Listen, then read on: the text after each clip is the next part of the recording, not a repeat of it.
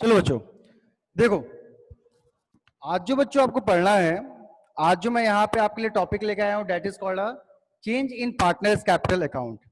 जब बेटा आप रिटायरमेंट पढ़ते हो, तो रिटायरमेंट पढ़ने के बाद जब आप रिटायरमेंट पढ़ते हो तो आपका रिटायरमेंट पढ़ने के बाद कहाँ पे चेंजेस आती है, इस चैप्टर में पार्टनर्स कैपिटल अकाउंट में चेंजेस कहाँ आती है। ठीक है, इसके लिए बच्चा मैंने एक क्वेश्चन यहाँ पे लिख रखा है। ABC is the partner 3:2:1. Their capital were 30,000, 20,000 and 10,000 respectively. ठीक है, इसका देखो क्या लिखा है, C retires from his firm, his shares distributed by A and B equally. बेटा C रिटायर्ड हो जाता है और उसका जो शेयर है वो A और B इक्वल डिस्ट्रीब्यूट कर लेते हैं। इसके बाद बच्चों देखो क्या लिखा है, गुडविल 12,000, गुडविल कितनी वैल्यू होगी 12,000। एक मिनट बेटा, एक मिनट, आवाज गई बेटा? हाँ चलो, थोड़ा सा डिस्टरबेंस हो जाएगा, आज माइक का कहीं ना कहीं इश्यू आया है। चलिए कोई दिक्कत नहीं। तो गुडविल कितनी वैल्यू हुई 12,000। इसका बेटा क्या है, दी हुई है 6,000 and after that general reserve दिया हुआ है एंड प्रॉफिट एंड लॉस दिया हुआ है 18,000 एंड 24,000। ठीक, इसका बच्चों लिखा है general entry and also prepared seize capital account. उसके बाद बच्चा दिया हुआ है रिवैल्यूएशन का प्रॉफिट भी आपको दिया है, कितना है 6,000। तो बनाना क्या क्या है, जनरल एंट्री बनाना है और सी का कैपिटल अकाउंट बनाना है। सी कौन था, जो पार्टनर रिटायर्ड हो गया था। तो आइए बच्चों देखते हैं कैसे हम यहाँ पे इस क्वेश्चंस को सॉल्व करेंगे, कैसे हम सी का कैपिटल अकाउंट बनाएंगे और बाकी चीजें क्या चेंजेस आती है एडमिशन में और यहाँ पे सी के कैपिटल अकाउंट में। सिर्फ देखो, मैक्सिमम चीजें तो आप देखोगे एडमिशन के तरीके से ही है, मैक्सिमम चीजें आपको एडमिशन के तरीके से मिलेगी, जैसा एडमिशन में है वैसा यहाँ पे है। लेकिन जो यहाँ पे एक हल्का सा चेंजेस है वो सिर्फ है कि जो पार्टनर्स कैपिटल अकाउंट में चेंज होगा, आज मैं वो बताऊंगा कैसे कहाँ पे क्या चेंजेस आती है। तो ध्यान से देखिएगा, सबसे पहले बेटा हम यहाँ पे क्या निकाल लेंगे, सबसे पहले हम निकालेंगे न्यू पीएसआर। न्यू पीएसआर के बाद गेनिंग रेशियो, उसके बाद जनरल एंट्री, जनरल के बाद आपका पार्टनर्स कैपिटल अकाउंट और रिवैल्यूएशन अकाउंट हम बनाएंगे। तो आइए देखते हैं। सबसे पहले बेटा हम यहाँ पे लिखेंगे सॉल्यूशन और सबसे पहले हम क्या निकालेंगे, तो पहला सबसे पहले हम कैलकुलेट करेंगे न्यू पीएसआर। क्या बेटा, न्यू पीएसआर। अब बच्चों जैसे हम न्यू पीएसआर निकालेंगे तो हम यहाँ पे क्या देखेंगे, क्वेश्चन में क्या दिया था, ABC is a partner in a firm 3:2:1। ABC एक फर्म में पार्टनर थे, उनका रेशियो क्या था 3:2:1 था। देयर कैपिटल, उनकी कैपिटल बेटा कितनी थी 30,000, 20,000, 10,000। ठीक है सर, यहां तक समझ में आ गया। बेटा यहाँ पे रिटायर्ड कौन हुआ है, तो रिटायर्ड हुआ है सी, देखो लिखा नहीं है, C retired from firm, C retired from firm. बेटा सी रिटायर्ड हो गया फर्म से, लास्ट वाला रिटायर्ड हो गया। एंड उसके आगे एक लाइन लिखी है, his shares distributed by A and B equally. जो सी का शेयर था, जो सी का शेयर था उसे ए और बी ने इक्वली ले लिया। चलिए सर, यहां तक क्वेश्चन समझ में आ गया कि सी के शेयर्स को ए एंड बी ने इक्वली ले लिया। तो आइए देखते हैं कैसे इसमें हम न्यू पीएसआर निकालेंगे। तो यहाँ पे बेटा सी का शेयर था 1/6, सी का अगर आप शेयर देखिए तो क्या था 1/6 था। तो यहाँ पे हम लिखेंगे C's share taken by A, taken by A and B, C shares taken by A and B. बेटा वो दोनों इक्वली लेते हैं ना, इक्वली मतलब अगर इसका शेयर 1/6 था और दो लोग लेते हैं इक्वली 1:1 में लेंगे, तो जाहिर सी बात है 1/2 ही तो आएगा और दोनों को मिलेगा 1/12। ए को भी मिलेगा 1/12 और बी को भी मिलेगा 1/12, क्योंकि दोनों ने क्या किया है, इक्वली लिया है। ठीक है सर, यहां तक समझ में आ गया। तो न्यू पीएसआर कैसे निकालेंगे, then new PSR is equal to, ध्यान से देखिएगा यहाँ पे न्यू पीएसआर, यहाँ पे बच्चों क्या आएगा, ए और बी का हम निकालेंगे। सबसे पहले हम लिखेंगे इनका ओल्ड रेशियो। ओल्ड रेशियो क्या है 3/6 है और उसके बाद बच्चों क्या है 2/6 है। ठीक है, इसमें बेटा 3/6 2/6 है, इसमें 1/12 मिल गया ए को और 1/12 मिल गया बी को। कैसे मिला? क्योंकि यहां लिखा था जो सी का शेयर था उसको ए एंड बी इक्वली ले लेते हैं, तो सी का शेयर था 1/6, इक्वली लेंगे 1:1 में, मतलब इंटू 1/2, 1/12 ए को मिलेगा, 1/12 बी को मिलेगा। तो जब मिलेगा तो हमने इसमें जोड़ दिया। जोड़ने के बाद जब यहाँ पे हम इसका सम निकालेंगे तो बच्चों यहाँ पे कितना आएगा? तो मैं इसको डायरेक्टली लिख देता हूं, एलसीएम 12 आ जाएगा। 6 2 12, 2 3 6 प्लस 1 इज इक्वल टू 7/12। और सेम चीज यहां पे हो जाएगा 12, 4 प्लस 1 इज इक्वल टू 5/12। तो बेटा 6/12 एंड 5/12 यहां पे ये आ जाता है, जिससे जो आपका न्यू पीएसआर होगा, new PSR A and B का वो कितना हो जाएगा? वो हो जाएगा 7:5 का। ए एंड बी का जो न्यू पीएसआर बेटा यहां पे होगा वो क्या आ जाएगा? 7:5। तो मेरे ख्याल से यहां तक चीज आपको समझ में आ गई होगी। ठीक है सर, हमें न्यू पीएसआर निकालना समझ में आ गया। न्यू पीएसआर के बाद बच्चों हम दूसरा क्या निकालेंगे? तो यहां पे निकालेंगे गेनिंग रेशियो। क्या निकालेंगे? Gaining ratio. गेनिंग रेशियो का फॉर्मूला क्या होता है? तो बेटा गेनिंग रेशियो का फॉर्मूला हमने आपको बताया था, यहां पे होता है new ratio minus old ratio. ये भी निकलेगा ए एंड बी का। बेटा ए का क्या रेशियो था? तो ए का जो न्यू रेशियो आया है अभी आपने देखा 7/12 आया था और बी का आया था 5/12। ठीक है, अगर इनके ओल्ड रेशियो की बात की जाए तो इसका था 3/6 एंड बी का था 2/6। 3/6 एंड 2/6। अब बच्चों अगर हमने इसको सॉल्व किया 3/6 एंड 2/6 को, तो यहां पे देखिए एलसीएम आ जाएगा 12, 7 minus 6 is equal to 1/12। Same चीज 12, 5 माइनस 4 इज इक्वल टू 1/12। दोनों का डिनोमिनेटर सेम है, means A is to B का जो गेनिंग रेशियो आया वो बच्चों आ गया 1:1 का। तो मेरे ख्याल से ये दो चीज आपको समझ में आ गई होगी कि हमने बेटा यहाँ पे न्यू पीएसआर कैसे निकाला। New PSR, that is a new PSR and that one is a gaining ratio. ठीक है, तो यहाँ पे ये दो चीजें आपको समझ में आ गई होगी। किसी भी क्वेश्चन को लगाने से पहले सबसे पहले आपको न्यू पीएसआर और गेनिंग रेशियो निकालना पड़ेगा। यहाँ पे हमने न्यू पीएसआर निकाल लिया, गेनिंग रेशियो निकाल लिया। न्यू पीएसआर निकालने के रिटायरमेंट में दो ही मेथड मैंने बताए हैं। एक तो सिंपल सी रिटायर्ड होता है तो सीधा सीधा यहाँ से माइनस हो जाएगा। ठीक है, सी रिटायर्ड हुआ सीधा सीधा यहाँ से व्हाट इज दिस। ठीक है, चलो नो इश्यूज। तो ये सब क्या लगा है यहाँ पे? एक सेकंड रुक जाओ बच्चों, बस 1 सेकंड 1 सेकंड।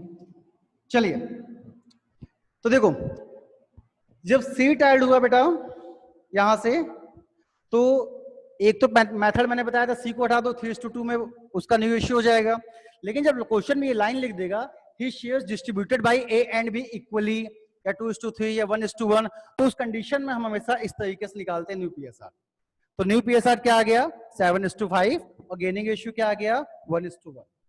ठीक है, के बाद अब हम क्या बनाएंगे? हम बनाएंगे बेटा जनरल एंट्री। अब जनरल एंट्री को ध्यान से देखिएगा और जिसे जो भी डाउट होगा आप मुझे मैसेज भेज दीजिएगा, उसे मैं लास्ट के 10 मिनट्स में बताऊंगा। ठीक है, फिलहाल जनरल एंट्री एक एक एंट्री ध्यान से यहाँ पे देखिएगा। जब बेटा हमारे पास new PSR and gaining issue आ गया, तब हम यहाँ पे बनाना क्या स्टार्ट होगा? Journal entry.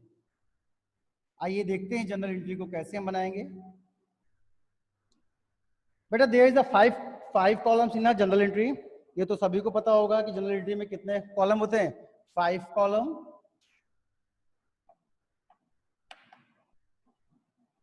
General entries. ठीक है, ये बच्चों हमने यहाँ पे जनरल एंट्री के कॉलम बना दिए। अब जितनी भी एंट्रियां होंगी हम यहाँ एंट्रियां लाइन से बनाएंगे, एक एक एंट्री। तो देखिए ABC 3:2 था, इनकी कैपिटल थी 30,000, 20,000 एंड 10,000। इसकी कोई एंट्री तो बनती नहीं है कैपिटल की। यहाँ पे रिटायर्ड कौन हुआ बेटा? सी रिटायर्ड हो गया। From the firm his shares distributed by A and B equally. इसके बाद क्या लिखा? Goodwill valued at 12,000। Goodwill valued at 12,000। मैंने आपको बताया था कि रिटायरमेंट में गुडविल का ट्रीटमेंट क्या होता है, जो जो बचे हुए पार्टनर्स होंगे वो डेबिट हो जाएंगे और जो पार्टनर रिटायर्ड हुआ है वो क्या हो जाएगा, क्रेडिट हो जाएगा। क्या बनेगी यहाँ बचे हुए पार्टनर से A's capital account debit, B's capital account debit to C's capital account. क्योंकि बेटा सी क्या हुआ है, सी रिटायर्ड हो गया है, तो हमने यहाँ पे बना दिया A's capital account debit, B's capital account debit to C's capital account. अब अमाउंट कैसे निकालते हैं बेटा, जो गुडविल वैल्यूड हुई है 12,000, इसमें हम सी का शेयर निकालेंगे। What is the shares of C? There is a 1/6 shares of C and 1/6 of 12,000 is 12,000 का 1/6 निकालिए तो बेटा आएगा 2,000। कितना आएगा? 2,000। तो सी के सामने हमने यहाँ पे कितना लिख दिया बच्चों? 2,000। तो मेरे ख्याल से यहाँ तक चीजें आपको समझ में आ गई होंगी। ये अमाउंट कैसे आया 2,000? जो 12,000 है वो पूरे फर्म की है, हमने उसमें सी का हिस्सा निकाला 1/6, कितना आ गया? 2,000। हमने यहाँ पे 2,000 लिख दिया। चलिए अब इस 2,000 को इन दोनों में कौन से रेशियो में बांटेंगे? तो बच्चों गेनिंग रेशियो में बांटेंगे। कौन से रेशियो में? तो गेनिंग रेशियो में। और गेनिंग रेशियो क्या आया था? इक्वली आया था 1:1 का। 1:1 बांटोगे तो 1,000 इसे मिल जाएगा, 1,000 इसे मिल जाएगा। ठीक है, तो यहां तक ये चीजें मेरे ख्याल से आपको समझ में आ गई होंगी कि कैसे हमने इस एंट्री को बनाया और इसे डिस्ट्रीब्यूट किया। इसके बाद बच्चों हम जब आगे बढ़ते हैं तो क्या लिखा है? Goodwill appear in the books. जब गुडविल बुक्स में दी होती है तो वो सभी ओल्ड पार्टनर्स में डिस्ट्रीब्यूट हो जाती है। ये भी एंट्री मैंने आपको बताई थी। एंट्री क्या बनेगी? Old partners capital account debit to goodwill. तो आइए देखते हैं ओल्ड पार्टनर कौन कौन थे। ओल्ड पार्टनर ए बी था, A's capital account debit, B's capital account debit to C's capital account debit to goodwill.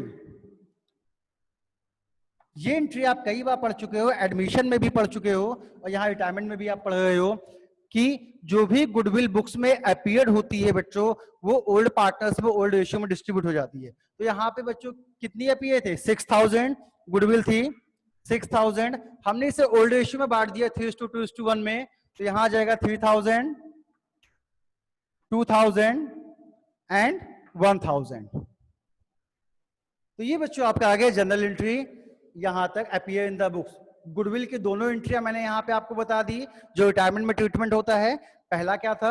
जब जहां पे रिटायरमेंट के टाइम जो गुडविल वैल्यूड होती है उसकी एंट्री ये बनती है, और जो goodwill appear in the books होती है वो ओल्ड पार्टनर्स में ओल्ड रेशियो में बढ़ जाती है। ये है उसकी entry, old partners capital account debit to goodwill.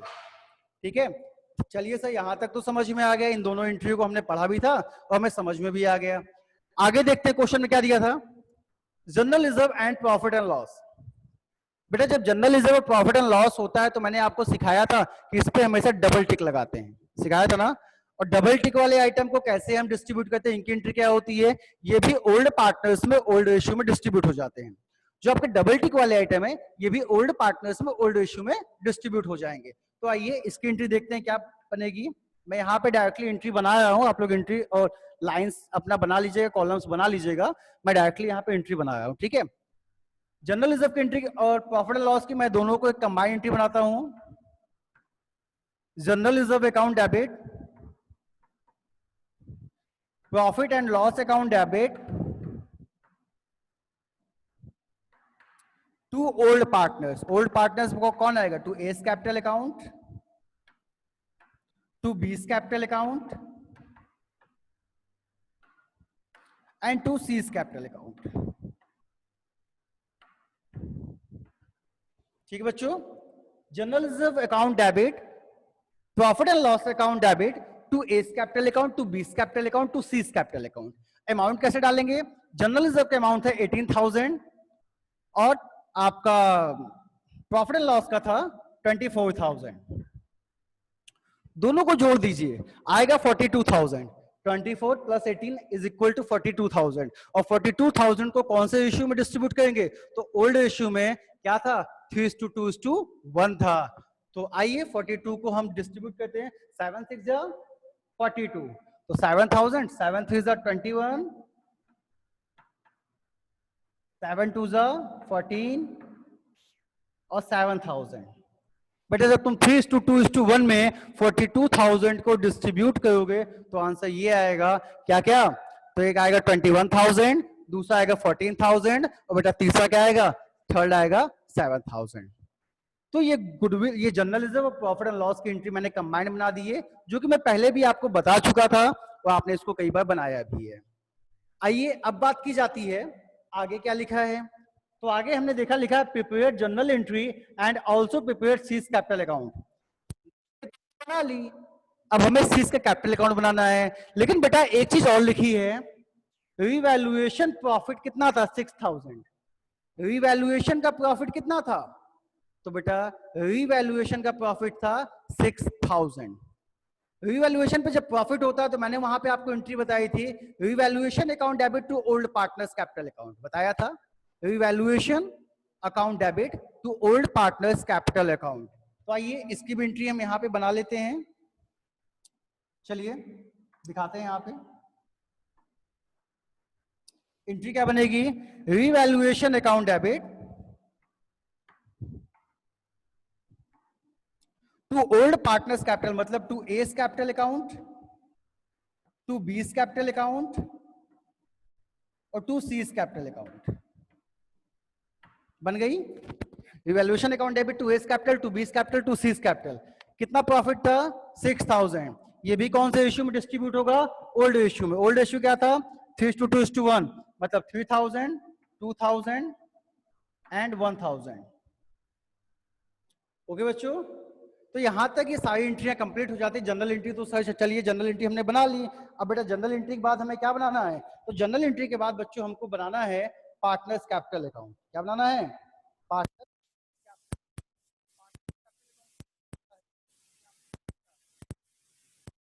Partners capital account आपको मालूम है, ठीक है। जब कॉलम्स आपको पता है तो आइए कॉलम्स के थ्रू हम देखेंगे कि हम इसे कैसे बनाएंगे, क्या क्या चीजें जनरल एंट्री से कैसे हम पार्टनर्स कैपिटल में डालेंगे और पार्टनर्स कैपिटल को कैसे बनाएंगे। तो यहाँ पे चूंकि मेरे पास स्पेस कम है इसलिए मैं ऊपर स्पेस में बना रहा हूं, ध्यान से देखिएगा।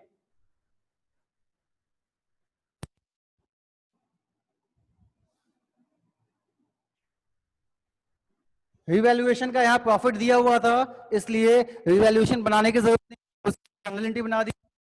तो हमने यहाँ पे पार्टनर्स कैपिटल अकाउंट,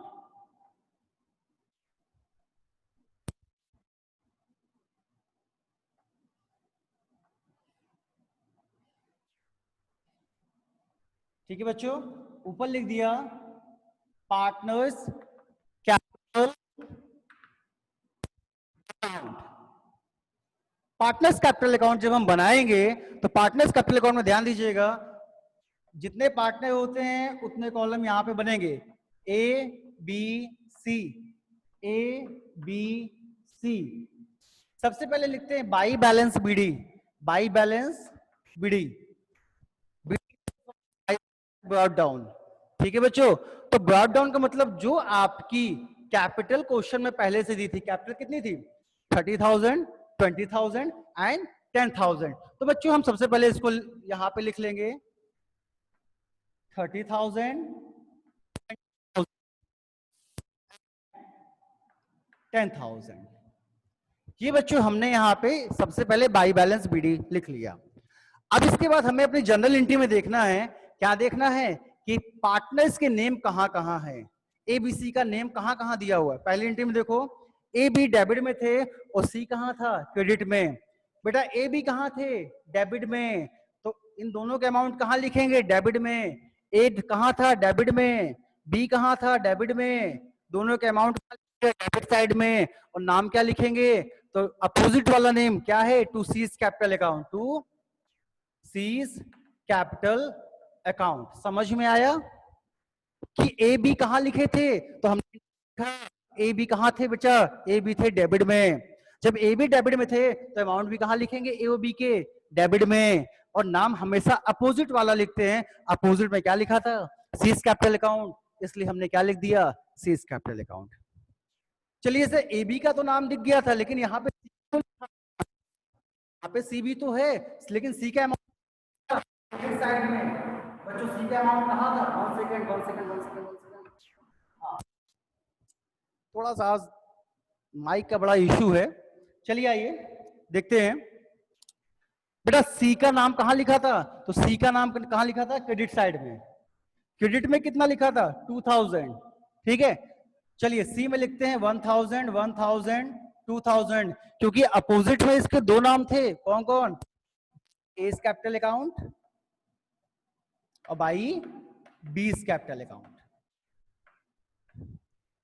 तो बेटा ये पोस्टिंग आपको समझ में आ गई होगी कि गुडविल की पोस्टिंग की कैसे जाती है। जो डेबिट में है उसका अमाउंट डेबिट में नाम अपोजिट वाला, जो क्रेडिट में है उसका अमाउंट क्रेडिट में नाम अपोजिट वाला।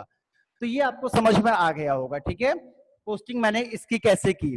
अब आइए बात की जाती, इस एंट्री में भी नाम था, ए बी सी तीनों डेबिट में थे। तो डेबिट में थे 321, डेबिट में लिखेंगे,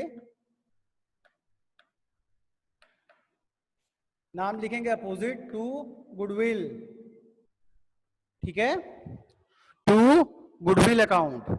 अब बच्चों बात की जाती है, सर ये दो तो हो गया, इधर आते हैं देखते हैं यहाँ पे तीनों कहाँ लिखे थे। यहाँ पे तीनों लिखे हुए थे क्रेडिट साइड में। कितना लिखा था क्रेडिट में? तो सर लिखा था 21,000, 14,000 एंड 7,000। नाम क्या लिख देंगे? तो by general reserve and profit and loss, bye general reserve and profit and loss. आप चाहे इसे सिंगल एंट्री में भी दिखा सकते हैं, आप चाहे इसे अलग अलग एंट्री में भी दिखा सकते हैं। आइए अब बात की जाती है आगे रिवैल्यूएशन में। यहां पे भी नाम कहां लिखा था? क्रेडिट साइड में। कितना लिखा था? 3000, 2000 and 1000 by revaluation account, by revaluation account 321। चलिए सर हमने इसको भी यहां लिख दिया। जितने भी नेम थे बेटा हमने यहां पे लिख दिए। सर ये तो एडमिशन में भी होता था, इसमें अलग क्या है? जो आपने यहाँ पे टॉपिक लिखा था change in partners capital account, कि पार्टनर्स कैपिटल अकाउंट में क्या चेंजेस आता है, ये तो हमने एडमिशन में भी पढ़ा था। हल्का सा चेंज आता है, वो चेंज क्या होता है ध्यान से देखना। बेटा जब आप सब कुछ लिख दोगे तो लिखने के बाद क्या होगा? बैलेंसिंग होगी।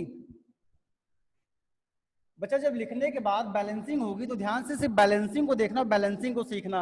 मेन यहाँ पे सीखने वाली जो चीज है वो बैलेंसिंग है बस। देखो जब हम बैलेंसिंग को बेटा यहां सीखते हैं, सबसे पहले हमने बैलेंस किया ए को। बैलेंस होगा सबसे पहले ए 30,000, 33,000 एंड 21,000 मीन्स 55,000। ठीक है ना? 55 आएगा, 30 एंड 20, सॉरी 55 नहीं आएगा, 30 20 50 और 3,000, 54,000 आएगा, 54,000। ठीक है, तो बेटा 54,000 हमने यहां लिख दिया। इधर देखा तो यहाँ पे 4,000 सिर्फ लिखा था। बेटा 54,000 में से 4,000 माइनस हुआ, कितना बचेगा? 50,000। क्या लिखते हैं? To balance CD, to balance CD. Sir admission में भी तो टू बैलेंस सीडी लिखते थे, इसमें कौन सा चेंजेस आ गया? हाँ बेटा कोई चेंजेस नहीं है, उसी तरीके से जैसा हमने एडमिशन में लिखा था। आइए बी का देखते हैं। 20,000 एंड 42 16 मतलब 36,000। यहां पे भी आएगा 36,000। 36,000 में से 3,000 माइनस हो जाएगा, बचेगा 33,000। ये भी बैलेंस सीडी के सामने लिख दिया हमने। सर एडमिशन में भी तो बैलेंस सीडी के सामने लिखते थे, तो इसमें कौन सा चेंजेस आ गया? कोई जादू थोड़ी ना है, ये तो वही चीज आप बताए जो एडमिशन में बताए थे। ऐसा तो नहीं कि हमको बेवकूफ बना है ये बोल के कि इसमें नई चीज है। नहीं बेटा नई चीज है। देखो जो पार्टनर बचे हुए हैं उनको तो उसी तरीके से लिखते हैं जिस तरीके से हम एडमिशन में लिखते थे। उनकी बैलेंसिंग कहाँ लिखते हैं? बैलेंस सीडी में। लेकिन बेटा जो पार्टनर रिटायर्ड हो जाता है उसकी बैलेंसिंग बैलेंस सीडी में नहीं लिखते। आपने देखा होगा एडमिशन में जब नया पार्टनर आता है तो वहां पे जब तीनों पार्टनर्स की बैलेंस सीडी बचती थी तो हम कहां लिखते थे? बैलेंस सीडी में ही तो लिखते थे। तीनों पार्टनर्स की बैलेंसिंग बैलेंस सीडी में लिखते थे। लेकिन यहां रिटायरमेंट में ऐसा नहीं होता। यहां रिटायरमेंट में सिर्फ बचे हुए पार्टनर्स का जो बैलेंस होता है वो बैलेंस सीडी, बैलेंस का डाउन में लिखा जाता है। लेकिन जो पार्टनर रिटायर्ड होता है उसकी जो बैलेंसिंग होगी वो उसके लोन अकाउंट में लिखी जाएगी। कौन से अकाउंट में? लोन अकाउंट में। यही चेंजेस था। तो बेटा देखो सी की बैलेंसिंग क्या है? 10,000, 11, 12, 12 प्लस 7, 19 प्लस 1, 20। ये आया 20,000, हमने यहाँ 20,000 लिख दिया। 20 माइनस 1 ये आएगा 19,000। तो जो 19,000 आएगा उसको बैलेंस सीडी के सामने मत लिख देना, क्योंकि सी रिटायर्ड हो चुका है। और जब बेटा सी रिटायर्ड हो गया है तो उसकी बैलेंसिंग जो होगी वो उसके लोन अकाउंट में ट्रांसफर हो जाएगी। कहां होगी? लोन अकाउंट में। तो आइए देखते हैं लोन अकाउंट में कैसे डालेंगे। जो ये बैलेंसिंग बची तुम्हारी 19,000, इसको लिखेंगे to C's loan account. To C's loan account. क्या लिखेंगे? To C's loan account. अगर बेटा बी रिटायर्ड होता तो बी की बैलेंसिंग बी के लोन अकाउंट में, और ए और सी की बैलेंसिंग बैलेंस डी में। अगर बेटा ए रिटायर्ड होता तो बी और सी की बैलेंसिंग बैलेंस डी में, और ए की बैलेंसिंग ए के लोन अकाउंट में। तो बस आपको यहां पे लिखना क्या है, यहां पे सीधा सीधा जो 19,000 बचेगा यहां पे आप लिख देना बी सीज का लोन अकाउंट। क्या लिखोगे? To C's loan account. बस इतनी सी चेंजेस थी एडमिशन में और रिटायरमेंट के पार्टनर्स कैपिटल अकाउंट में। तो मेरे ख्याल से आपको समझ में आ गया होगा कि एडमिशन का जो हम पार्टनर्स कैपिटल अकाउंट बनाते थे वहां पे जो बैलेंसिंग होती थी वो सभी बैलेंसिंग टू बैलेंस सीडी में लिखी जाती थी। लेकिन बेटा जब हम रिटायरमेंट में आते हैं तो यहाँ पे जो बैलेंसिंग होती है उसमें सिर्फ बचे हुए पार्टनर की बैलेंसिंग बैलेंस सीडी में लिखते हैं, बाकी जो पार्टनर रिटायर्ड होता है उसकी बैलेंसिंग उसके लोन अकाउंट में ट्रांसफर होती है। सिर्फ बचे हुए पार्टनर की लिखेंगे बैलेंस सीडी में, बाकी कहां ट्रांसफर हो जाएगा? जो पार्टनर है उसकी बैलेंसिंग उस लोन अकाउंट में ट्रांसफर हो जाएगी। तो यहां तक मेरे ख्याल से चीजें सबको समझ आ गई होंगी। अगर कोई दिक्कत हो तो आप मुझसे पूछ सकते हैं। ठीक है, बस आज के लिए इतना ही टॉपिक था। आज सिर्फ इतना ही मुझे यहाँ पे आपको बताना था। किसी को कोई भी दिक्कत हो तो मैं अब आपको टाइम देता हूँ, आप मुझसे पूछ लीजिए।